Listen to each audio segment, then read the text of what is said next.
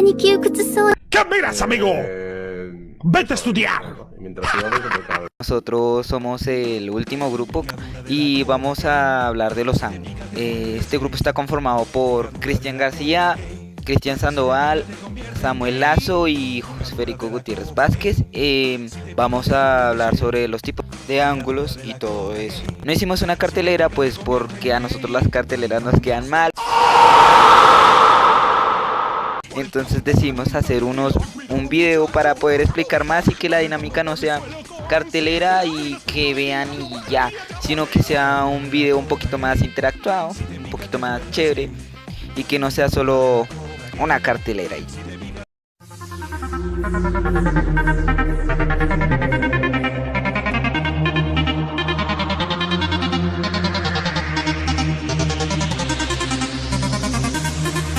Empezamos con ¿qué es un ángulo?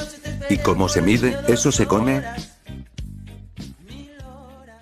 El plano puede ser definido como la parte del plano determinada por dos semirrectas llamadas lados que tienen el mismo punto de origen llamado vértice del ángulo. La unidad de medida de los ángulos de uso más común son los grados hexagesimales o simplemente grados. Ángulo también se utiliza para designar la medición de un ángulo o de una rotación. Esta medida es la relación entre la longitud de un arco circular y su radio. En el caso de un ángulo geométrico, el arco está centrado en el vértice y delimitado por los lados. En el caso de una rotación, el arco está centrado en el centro de la rotación y delimitado por cualquier otro punto y su imagen por la rotación. En conclusión, los ángulos no se comen. Seguimos con la bisectriz. Hola, mi nombre es Cristian García y les voy a hablar un poquito sobre qué es la bisectriz. La bisectriz de un ángulo es la semirecta con origen en el vértice del ángulo y que lo divide en dos ángulos de igual medida.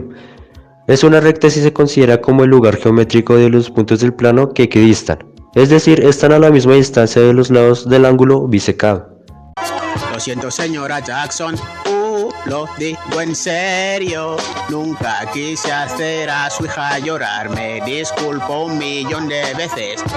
Hola, mi nombre es Cristian. Ahora yo voy a explicar los tipos de ángulos y cómo se clasifican según su medida. El ángulo agudo mide menos de 90 grados. El ángulo recto mide 90 grados. El ángulo obtuso mide más de 90 grados. El ángulo llano mide 180 grados. El ángulo convexo mide menos que un ángulo llano. El ángulo cóncavo mide más que un ángulo llano. El ángulo nulo mide 0 grados. El ángulo completo mide 360 grados. El ángulo negativo mide menos de 0 grados. Para complementar el tema, los ángulos negativos giran en el sentido del horario, es decir, en el sentido en que se mueven las agujas del reloj. Un ángulo negativo lo podemos transformar en un ángulo positivo sumándole 360 grados. Un ángulo mayor de 360 grados mide más de una vuelta.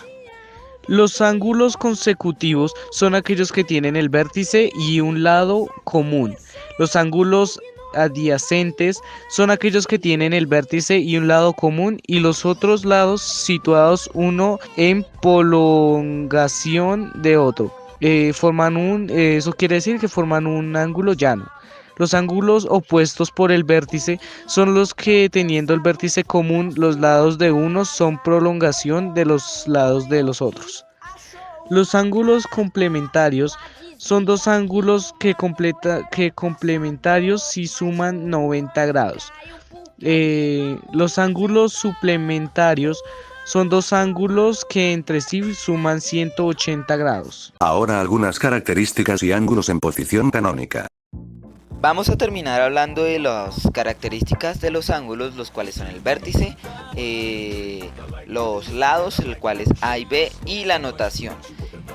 Empezando con el vértice, el cual se especifica con la O o con el 0. Los lados, los cuales los llamamos A y B, o A o B.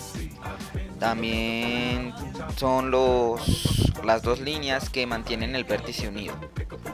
La notación se representa con A más OB.